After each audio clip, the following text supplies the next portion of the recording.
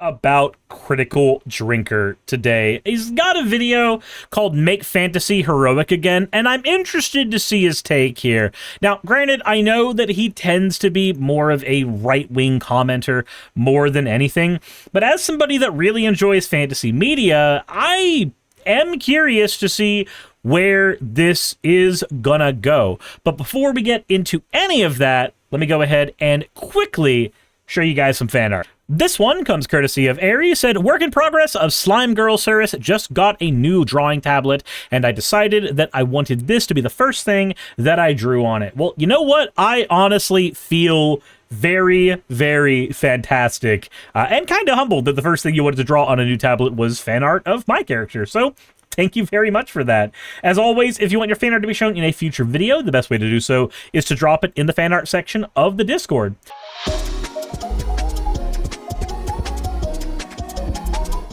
That said, let's go ahead and see what is going on with Drinker right over here. So, something kind of weird happened to me the other day, and I'm going to need your help hiding the evidence. Okay, I'm not gonna lie, that was actually kind of funny.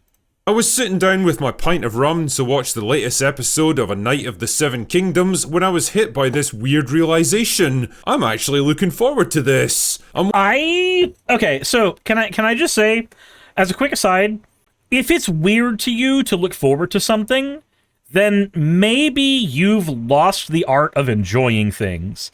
Like, even things that are objectively pretty bad for what they are, I can still find enjoyment in. I can find enjoyment in a lot of things, and I can look forward to even some of the more menial things in like shows or video games.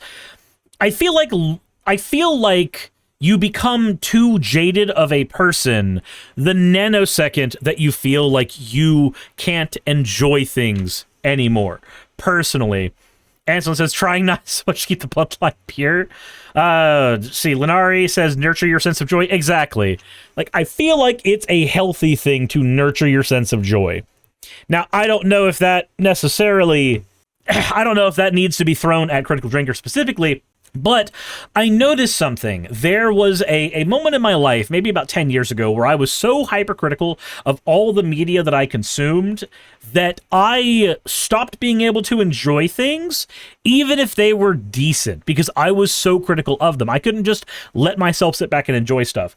I was watching a Pokemon movie, and all I could do was make fun of it, instead of, like, just sitting down and enjoying it, recognizing that Pokemon's never been this fantastic narrative. It's always just been a silly story about catching creatures.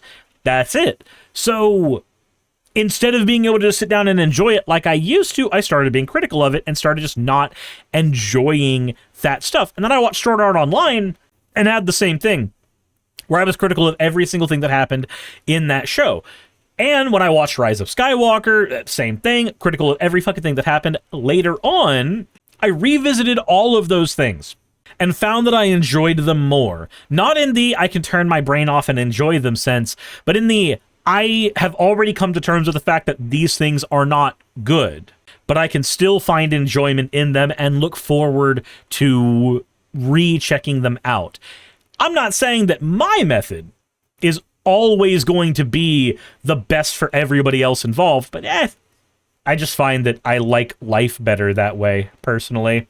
Watching a modern fantasy show about a likeable, good-natured protagonist on a simple but genuine quest to make something of himself and become a better person, balanced out by a funny and endearing sidekick who seems to want to help him, and a bunch of colourful, interesting characters they run into along the way. It's not some labyrinthine political epic with about 500 POV characters where you need flowcharts and relationship diagrams just to remember who the fuck everyone is. I feel like that's just aimed at Game of Thrones. That feels like that's just aimed over there. But there's probably some more shows that operate that way.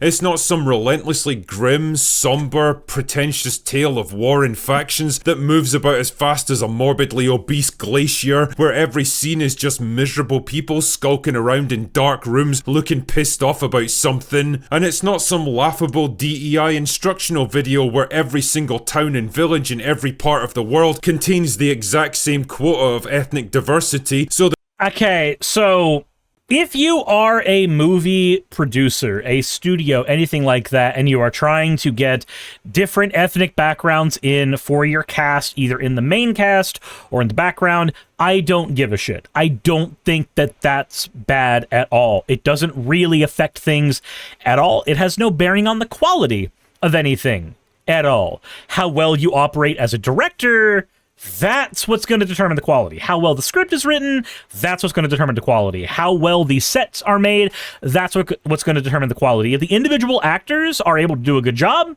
I don't give a shit if they're black, red, purple, white.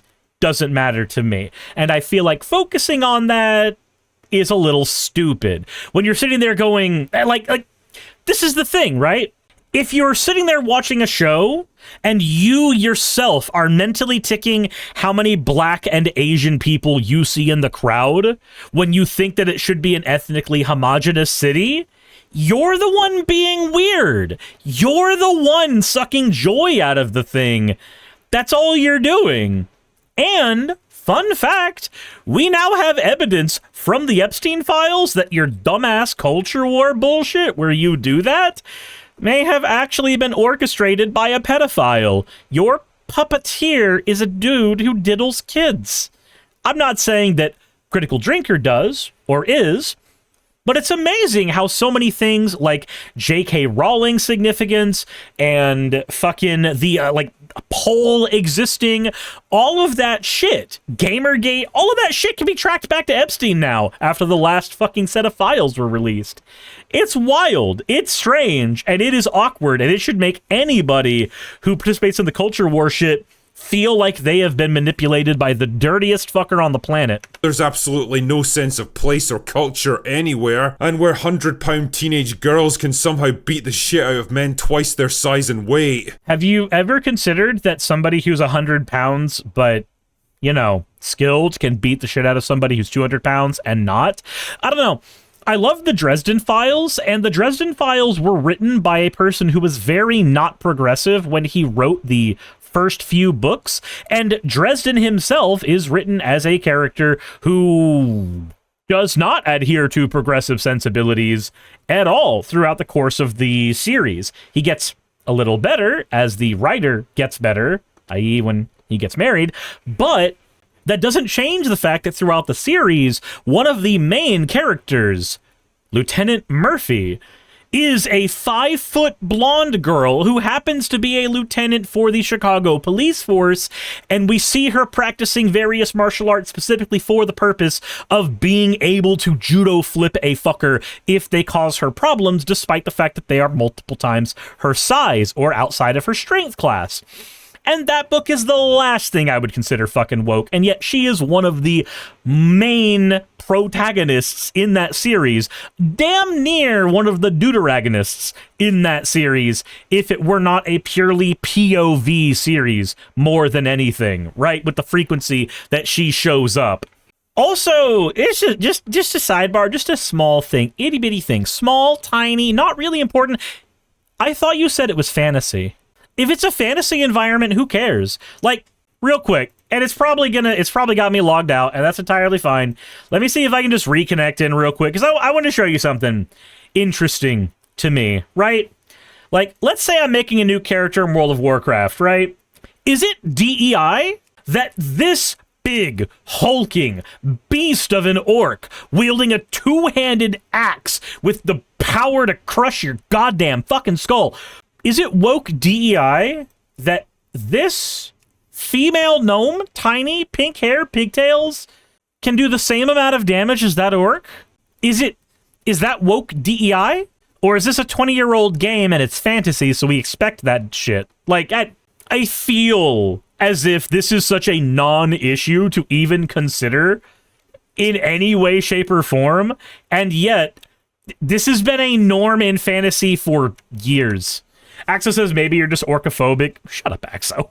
But more than any of that, it's a show that feels weirdly optimistic. I mean, it's not to say that everything and everyone in it is good and virtuous, or that nothing bad ever happens to our heroes, but there's an underlying feeling that the show actually has a moral compass, that it knows the difference between good and evil, between hero and villain, and it's not ashamed or self-conscious about any of that. And that's when it hit me.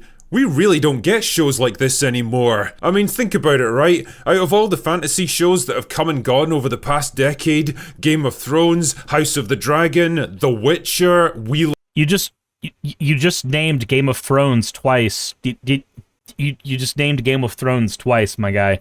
That's like saying, look at all the zombie shows we've gotten. Walking Dead, Fear the Walking Dead, Daryl Dixon. That's all the same fucking show, my guy. I know they're technically different shows, right? Technically, in the strictest of senses, they're different shows, but in the sense that an expansion pack for an MMO is a different game. of Time. Look at the fucking state of it, man. And I haven't seen Wheel of Time, so I don't know what's supposed to be funny about this picture.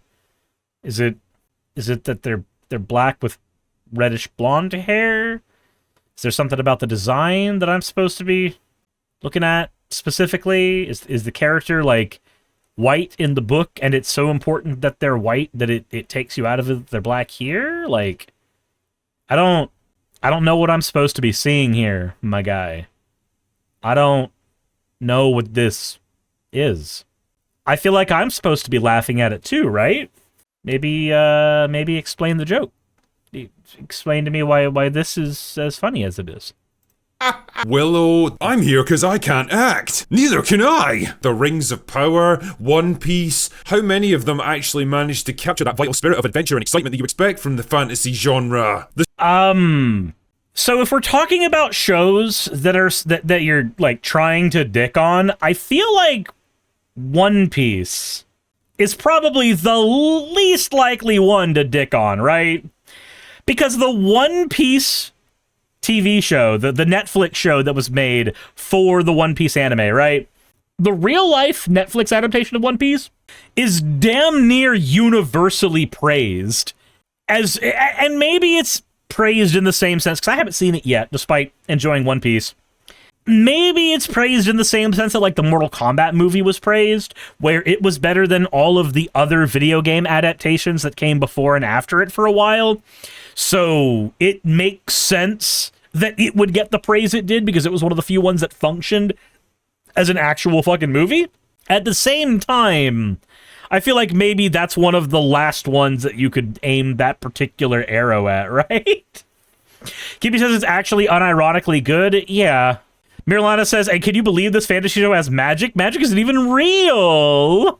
Arachne says he sounds like he's at least in part complaining that the stories have nuance and that's difficult for him. Like, I do think that Game of Thrones popularized the fantasy genre where everybody operates in shades of gray, right? Just like how the Hunger Games popularized the, like, dystopian, everybody has a place to be that they shouldn't be young adult novel, and that's why we got IRL Harry Potter. I'm kidding, it's not IRL Harry Potter, but I mean, what else do you call Divergent, right? And I even enjoy Divergent, but my point is, yeah, Harry Potter and Hunger Games definitely, like, pushed the idea of the young adult fiction farther for several people as, like, good franchises that can be jumped on and all that shit. It that did happen. My point that I'm trying to make is, Popular Thing came out, and a bunch of studios learned the wrong thing about Popular Thing and took the wrong lesson and then tried to create their own thing after it, whether that thing be an adaptation of something else or what have you. And that happens all the time. Think about how many video games have had the open world shit jammed into them that just don't fucking need it. Like, I can't think of the last time a good video game trend was able to exist in a vacuum without becoming everything, right? It happened with over-the-shoulder gameplay with Resident Evil. It happened with open-world gameplay with Breath of the Wild. It happened with... what the fuck was with roguelikes as well? Like, everything needed some kind of fucking roguelike mode, because Binding of Isaac and Enter the Gungeon became popular for streamers, and suddenly everything needed a roguelike system, right? And fucking timed mechanics as well. Mobile games got timed mechanics, and people realize that keeps people hooked into video games, so suddenly that's in everything. My argument is not that the wrong lessons can't be learned from media and then repeated ad nauseum in other media. My point is, when a show like Game of Thrones shows that this multiple POV, everybody exists in shades of gray, works and audiences enjoy it, studios are going to try that shit again, right? Hollywood is nothing if not bereft of good ideas. They usually do adaptations and rehashes because they are guaranteed to make money. Rita Ape says, Suris, but don't you like MMO, RPG, RTS, open world, first person over the shoulder shooter tactical roguelike Metroidvania game?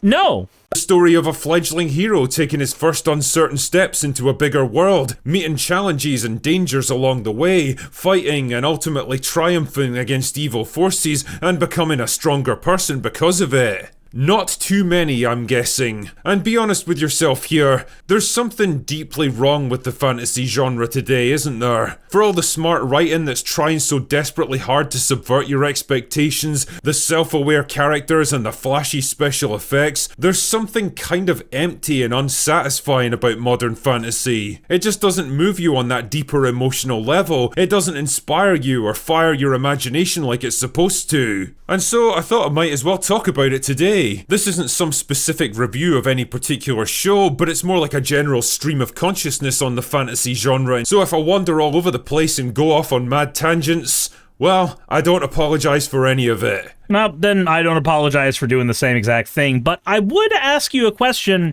How much of that do you think comes with the fact that you are older and none of these things are newer? Right? So, like, I admit, there are few fantasy stories that grab me the same way Lord of the Rings can grab me. But I'm also going to be honest, when I was a kid, Lord of the Rings didn't grab me. It took me until adulthood for Lord of the Rings to be something that I cared about in any meaningful way. I owned the DVD for the first two Lord of the Rings movies, and then watched Return of the King once when it came out with my dad, and then didn't do anything else after that. Because by that point, when I wanted fantasy, I was playing RPGs. I was playing Chrono Trigger. I was playing Final Fantasy. I was playing Saga. When I wanted fantasy, I walked into video games as my ideal medium for that instead of movies. And it doesn't mean that Lord of the Rings was bad. It was really fucking good. There's some of the best fantasy movies that have ever been made, and some of the best book adaptations that have ever been made. At the same time, though, they kind of weren't for me when I was younger, because there was something else that I was preoccupied with. And I feel like that might be the case here as well. I'm not rabidly coming to the defense of a bunch of shows that I haven't seen and don't really care to see, but I do want to kind of crack open the Pandora's box that is, maybe you left your childhood wonder behind. Anyway, let us begin this journey together, Tesla, shall thank you we? for subscribing. If I had to pick out patient zero for all of this current day malaise, it would have to be Game of Thrones. Now, don't get me wrong here, it was definitely a phenomenon that redefined what fantasy could be, and at its peak, it delivered some of the most shocking and unforgettable moments in television history. It was a show where plot armor seemingly didn't exist, where no one, no matter how good or innocent, was safe, where death came suddenly and without warning or meaning, where heroism wasn't always rewarded and brutality wasn't always punished, where it didn't really matter if you were good or bad, all that mattered was how well you played the game. It took fantasy right out of its comfort zone and placed it into something far more dangerous and exciting. Well, that's because it's the trappings of fantasy. So, Game of Thrones is, in no uncertain terms, it's a political drama. That's what it is. It is a political drama. So, like, when you watch Harry Potter, the aesthetics of Harry Potter are urban fantasy. Just like the Dresden Files. It's urban fantasy. But what is the Dresden Files, actually? Well, it's not actually an urban fantasy book. It's a noir detective novel. That's what it is. It has the trappings of urban fantasy, but it's noir detective. Likewise, with Harry Potter, Is that a fantasy novel? Well, no, that's the trappings of what it is. It has the trappings of urban fantasy, but it's really a mystery novel. Every single Harry Potter book is a mystery novel because they open with a MacGuffin or a thing that needs to be defined or discovered. Every single one of them is a mystery that is attempting to be unraveled. That is what it is. They are Scooby-Doo stories. And there's nothing wrong with that outside of the author being, Hatsune Miku. Alpha Mario X says, I can't believe I lost to this scum! Star Fox. But like Star Wars as well. Star Wars is not science fiction. It wears the trappings of science fiction. It looks like science fiction. But if you compare it to Star Trek, they are nothing alike. They don't wear anything but the same skin. It's a dirty Western fantasy. It's a spaghetti Western more than anything. And likewise, like when somebody says that they're tired of superhero movies, right? Not all superhero movies are superhero movies. Like one of the Ant-Man movies is not a superhero film. It's a heist movie. But when you look at the Avengers or Sam Raimi's Spider-Man, those are superhero films. They are genre films about superhero beats up bad guy, shenanigans happens in between. But there are other films that operate outside of that can still be enjoyable. And this is a fairly standard thing across all media, is that the aesthetics of your film or the aesthetics of your show is not necessarily what the show is. It can be a setting more than a genre. It came along at just the right time, where traditional clean-cut fantasy was beginning to look stale, old-fashioned and played out, and people were hungry for something new that could shake it all up. Game of Thrones, packed as it was with swearing and violence and sex, that was less about magic and dragons and more about politics and intrigue and moral complexity, felt like an act of rebellion. It was smart, it was irreverent, it was unpredictable, and it threw all the conventions of the genre aside and did its own thing, god damn it. But here's the problem. Looking back on it now, I kind of hate what it did to the genre. It was born from the idea that people are still people no matter the setting, so even if you throw them into a fantasy world of monsters and magic and ancient prophecies and all the other tropes of the genre, they're not really going to rise to the occasion, they're going to pull everything down to their base level. It wasn't about aspirations to heroism, it was about the grim reality of human nature. Yeah, that happens. There's nothing wrong with that. Kill la Kill is not a show about being lewd, despite it having nudity in it. It's a magical girl show, more than anything. Every character with a hint of traditional heroic virtue gets killed off early in the show, usually achieving nothing and dying for nothing, because heroism is so... Oh, by the way, also, Sailor Moon is not a magical girl show. Sailor Moon has the trappings of a magical girl show. It's actually a Super Sentai Villain of the Week show. It is Power Rangers in the dressings of magical girls. I just want to throw that out there as well for anybody who may be confused. Last season, don't you know? Prophecies about chosen ones saving the world are laughed off and ignored. Characters who do the right thing are punished for it, while selfish backstabbers and opportunists flourish. Dramatic and emotionally satisfying payoffs are sacrificed in favor of doing the unexpected, even if it made no fucking sense. And what did we really end up with when all was said and done? What meaning and lessons were we ever supposed to take from Game of Thrones? That the world is a horrible, violent and cruel place where good and evil don't exist and all that matters is what you can take from it? That people themselves aren't really worth saving or protecting because they're all equally shitty anyway? Wow. Lenari says, what defines magical girl then? They're all villain of the week? Really? Is Madoka Magico villain of the week? I don't think it is. How inspiring. Morality, meaning and purpose were all sacrificed in favour of nihilistic subversion and smug deconstruction to be the cool kid on the block for a couple of years. The problem is though, cool isn't very deep. Cool is nothing more than surface level flashiness with nothing more substantial or meaningful to back it up. These same problems of nihilism and moral greyness were carried over into House of the Dragon. And yes, I know the show still has defenders, but I'm just gonna come out and say this. For all the smart writing and the excellent performances, House of the Dragon is a fucking slog, man. Not only is it crushingly slow and relentlessly grim and bleak, not only does it lack even the slightest trace of levity or even good old-fashioned human warmth, but ever since Viserys died at the end of Season 1, it lost the one and only character who was genuinely good and endearing. Now it's just one group of unlikable, selfish arseholes pitted against another group of unlikable, selfish arseholes. I don't really care which side wins because why should I? There's nothing to root for in any of them. There's not a single character I'd aspire to or find endearing or even particularly likable. Whether it was accidental or intentional, House of the Dragon is the ultimate expression of this cold, nihil— Sidebar, I'm just curious, does anybody ever feel like the Critical Drinker doesn't actually use these inflections in real life? Does it sound like this is a fake voice that he uses? Because, like, I feel like most people don't use these inflections even if this is their method of speech. Drew Dave says, that's what I said. Yeah, it's a bit agitating. And I recognize, like, I have an agitating voice as well, but still. Mirlotta says, if this guy is capable of analysis, he'd realize that what he hates is capitalism because the reason so many things rhyme off the same properties is because the originals made money. Yeah, God. I do hate that most of the time it just boils down to, look, your problem is that these things are profitable, and this is the side effect of things being profitable. You want a Hollywood that cares about artistic integrity, and you get a Hollywood that cares about making numbers. And unfortunately, only sometimes do the two meet in the middle, and you get something that is both incredibly good artistically and also incredibly profitable.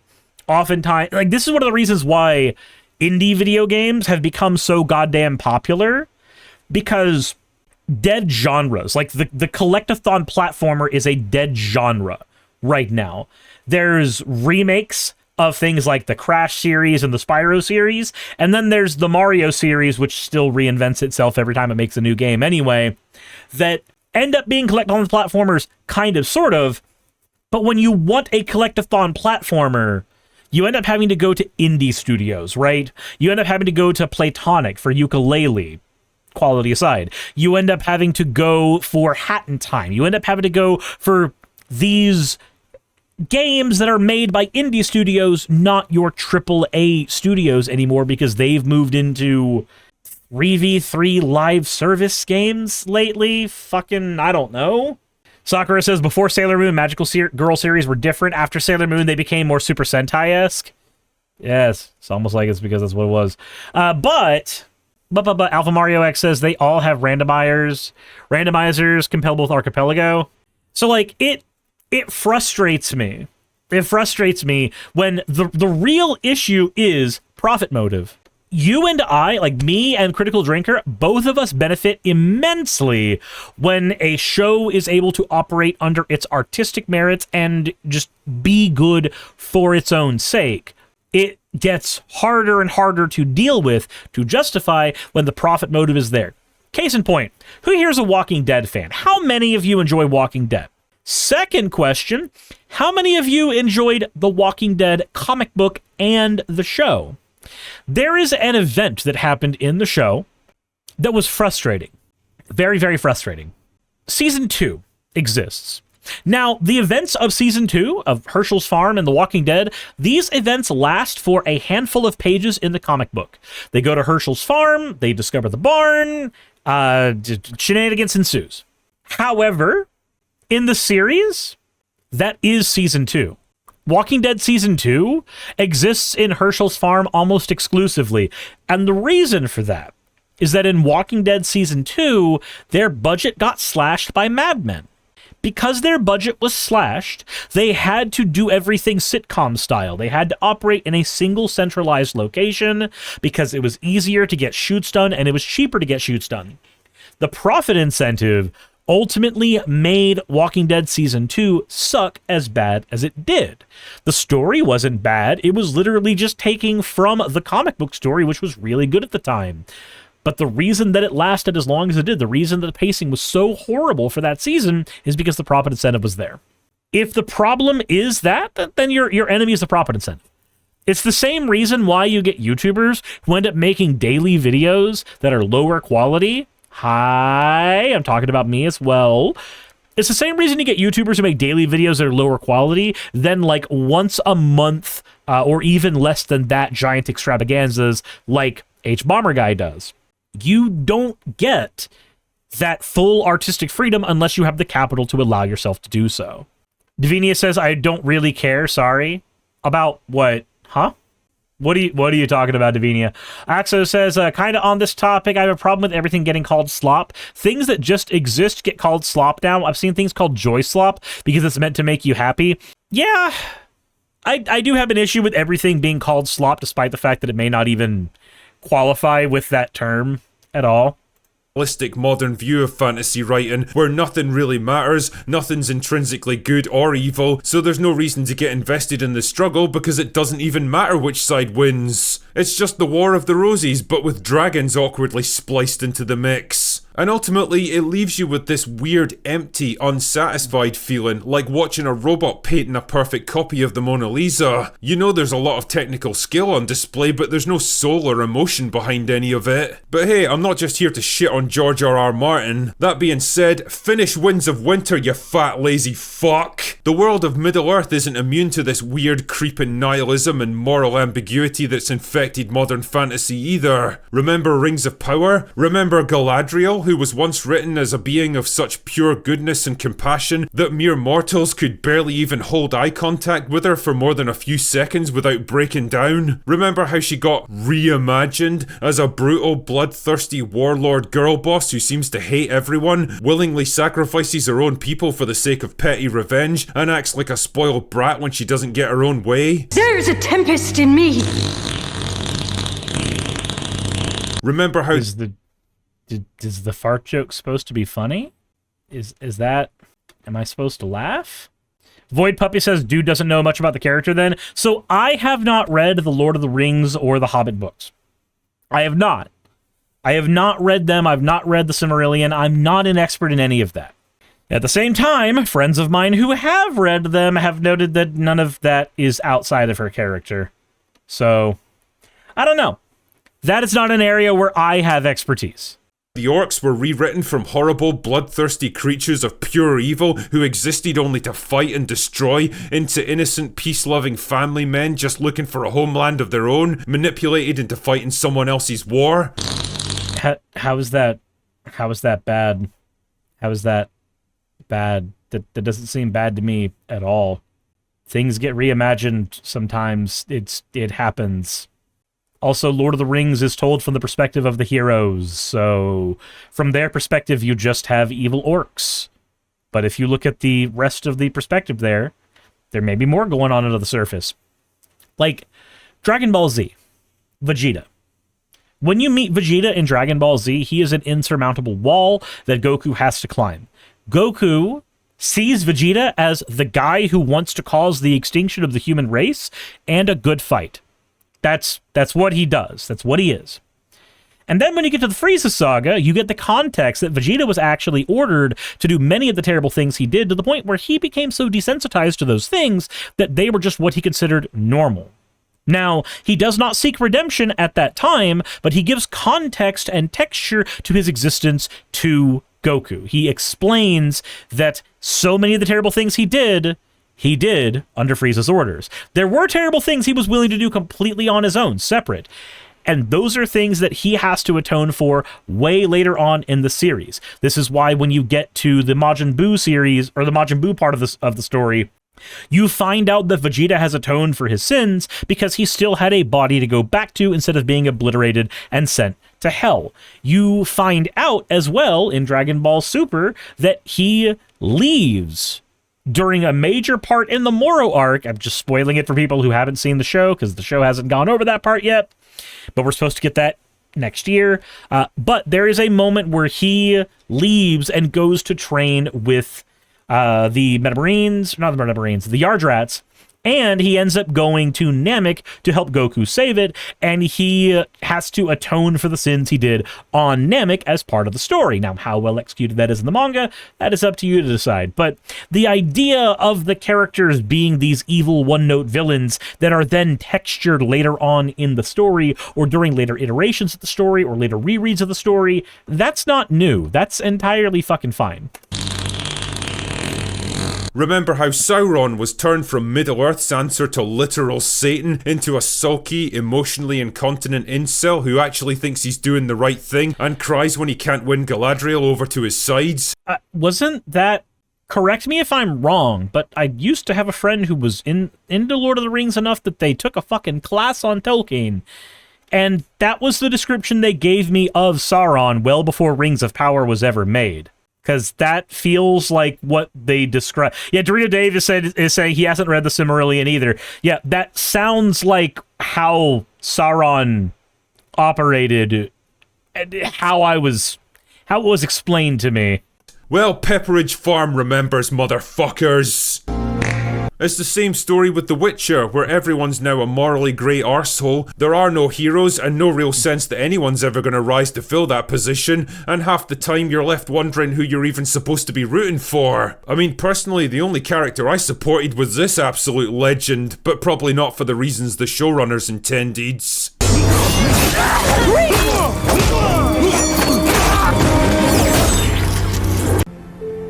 Perfection. It doesn't help that the writing team were more preoccupied with turning every single female character into an invincible girl boss, who's usually gay because of course they are, than crafting an interesting story. But then what do you expect from modern writers? Again, the people who I was friends with at the time, who very much enjoyed the Witcher series because they had read the books a ton, also really enjoyed the show and didn't see any of that as, you know, bad.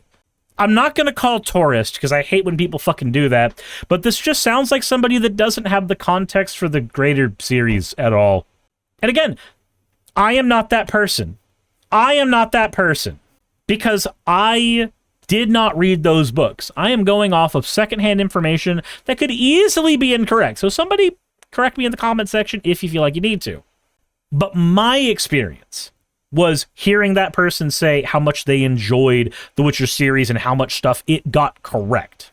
Arachne says, okay, I feel confident in saying this guy just can't stand it when characters have depth outside of Chosen One versus nasty bad guy and are also women. Axel says, I got called a tourist once for saying Deathstroke is a pedo. Is he? I don't know if that's the case. I have no idea. I think I'm done with the video, though. I think I've got most of what I can get out of it. I don't see anything changing in there other than guy misunderstands media and then gets angry about it. Like, if I made a video game right now about a Sonic the Hedgehog zombie apocalypse, that would be seen as jumping the shark to many. That would be seen as wholly out of left field to many. As, holy fucking shit, what are you doing? The writers have completely lost the plot.